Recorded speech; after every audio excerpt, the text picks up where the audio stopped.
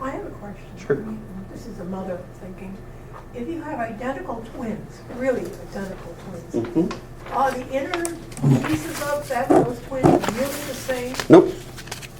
It's a facial No, and the because genes get turned on and off, and although they're twins, they still have 2 copies of every gene.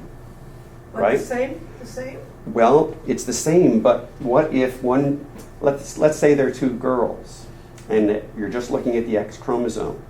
In humans, the X chromosome in women, one of them is silenced.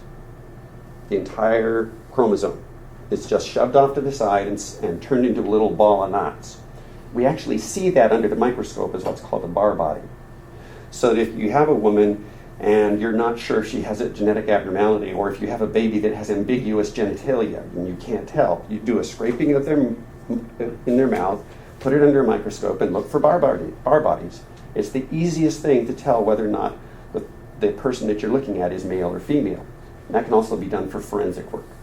So what that means is, in a woman, and this is random, all women are chimera, if you understand the word. A chimera is a mixture of animals, a lion and a goat and a dragon, and I can't remember. Are you serious? I am serious. There are actually women who have, well, all women have, in some developmental phase, one of the X's is turned off. But in a different cell, it might be the other X that's turned off. So you can have an X that's active in your pituitary and a different X that's active in your adrenal gland. And that's true for... Why doesn't this happen with men? It does, but not the same way. But what I'm getting at is, this is duplicated, right? Perfect duplication. Doesn't always happen. Let's say we're now looking at the twins. However, the twins may have one turned off and the other turned on, because they have 2 chromosomes for each gene.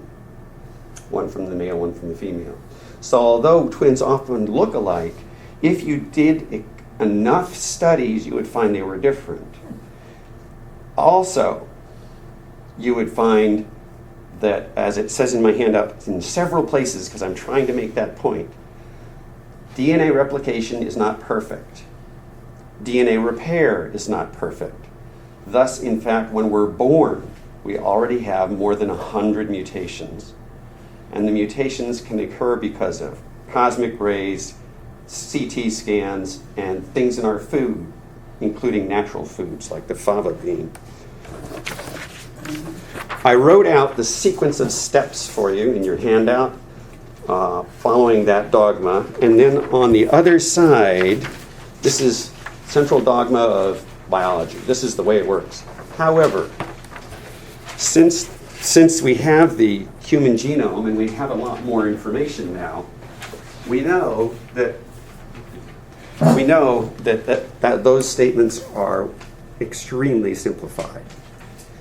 Here's an example of the crossover that I was talking about, where you can see that you end up with radically different things swapping over.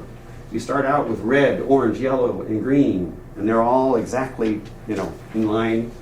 And the crossovers occur, and you end up with, red and green, orange, yellow and yellow, yellow, orange, yellow, green, and red. So the crossover can swap multiple pieces.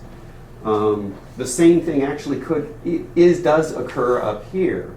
So you would end up with a rainbow effect by the time meiosis is finished. We talked about these briefly. These are the codons for amino acids. These are the amino acid names. Turns out A, U, G, A, U, G, where are you? Here we go. A, U, G, which codes for methionine. It turns out that that's also a start message. So A, U, and G, U, and G, anything that ends in UG will be considered a start codon. If it starts there and it encounters another AUG, it puts in the amino acid methionine. But the start codon is exactly the same. There are 3 stop codons, 3 things that tell the thing that is reproducing the or producing the messenger RNA from the DNA, tells it when to stop. Now, oh, that was another one. I also talked a little bit about what I'll be talking about next week, which was the beginning of life. And I mentioned that we have a membrane around our cells. We also have a membrane around the nucleus, which is made up of phospholipids, which have a part with the phosphate that loves water, and they have the lipid, which is a fat which hates water, so that they point towards each other as much as they possibly can, and they have a natural tendency to form spheres, which we call liposomes. If the sphere is small, the entire center will be only those oily, water-hating parts. If it gets large, and it does this just spontaneously in the test tube, you take some phospholipids and some water, and they separate just like a vinaigrette. You shake them up and keep shaking. After a while, if you look at them, you'll find these. Then a little while later, you'll find these. And a while later, you'll find that not only does this form a cavity in the center, but you'll find that things that were outside are now inside. Things like polypeptides, amino acids, anything that's in that environment can be placed in here. And there are researchers who are trying to do this so that they can use this as an injection and a slow release mechanism. It turns out that not with recent evidence, and I don't have a picture for you, it turns out that these naturally form filaments if they grow large enough. They do what? Filaments, long skinny strands. I also mentioned to you that one of the things that's very important are these proteins that straddle that phospholipid bilayer. And if there's a switch, a hormone attaches to it, for instance, or something happens on the inside, then it will change its configuration and thus transport either in or out its specific target, which may be potassium, it may be a hormone, it may be a polypeptide, it may be a protein like your B cells. The B lymphocytes create the immunoglobulins which fight disease. So they have to make them inside the cell and then transport them out so they can actually go and kill the bacteria that your body is fighting. Again, more talk about crossover. I don't think we need to. I think we'll be done with that. Okay. No more nice pictures, sorry. But I wanted to give you some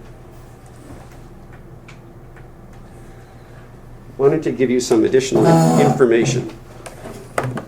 That's why on the back side it says a few more details. Just a few. One of the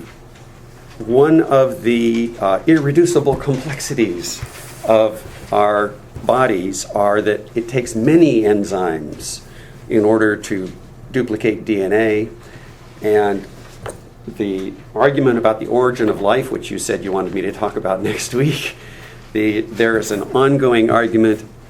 What was first? DNA, RNA, proteins? What happened first? And the fact that many enzymes have to duplicate DNA is one of the sticky questions in that research. I mentioned earlier DNA errors occur with duplication, and I said at least 100 plus errors per human at birth. I think I mentioned all of those. A few more important details. The central dogma kind of breaks down a little bit. One of the places it breaks down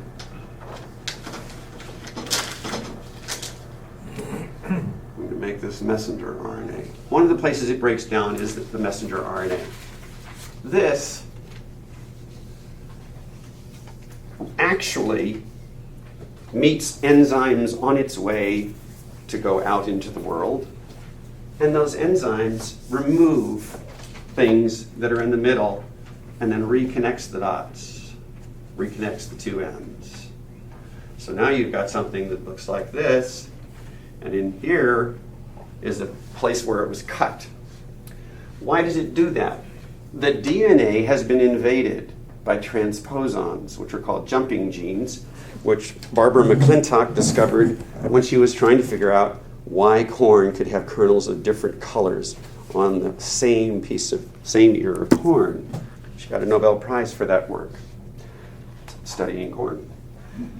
The idea is that in the DNA, I'm going to try to leave that up. In the DNA, and again, I'm only drawing one half of the DNA, you have a segment which represents this messenger RNA. It starts here, and it ends over here. And if you duplicate this, you end up with the original. Okay? If you duplicate that from here to there, what you end up with is that. However, a virus or a transposon, which is a movable genetic piece, might as well consider it a virus, can insert itself into the DNA.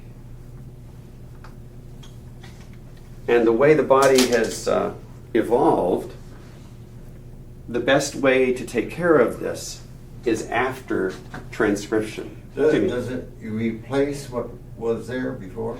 Well, actually, I should have drawn that differently. It usually will insert and push aside the other. It won't delete the other, because if it did replace the other, then that's going to count as a mutation, a big mutation. And that does occur, but it's very rare. It's more likely that this just inserted itself into the DNA. So that if you looked at the DNA, you would see something different here than you would expect based on the protein sequence. Because the protein sequence would tell you, or would indicate or suggest what the DNA sequence has to be. So we have these things inside the gene, therefore they're called introns. We have things that are outside of that piece, which are called exons. Oops. So this is an exon, not the gas. This is another exon over here, and in the middle is an intron. Do you think Disney will ever get a hold of that? Well, Disney and his comic, I can see him representing the entire series with little people. Yeah, you could. So the DNA contains faults, errors, insertions. Those get translated perfectly or transcribed perfectly into the messenger RNA, but the pieces that are introns will get cut out. Let me draw this again.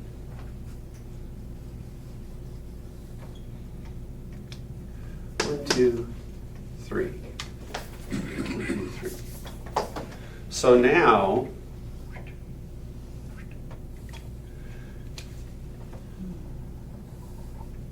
maybe that's a little better in terms of showing the likelihood of.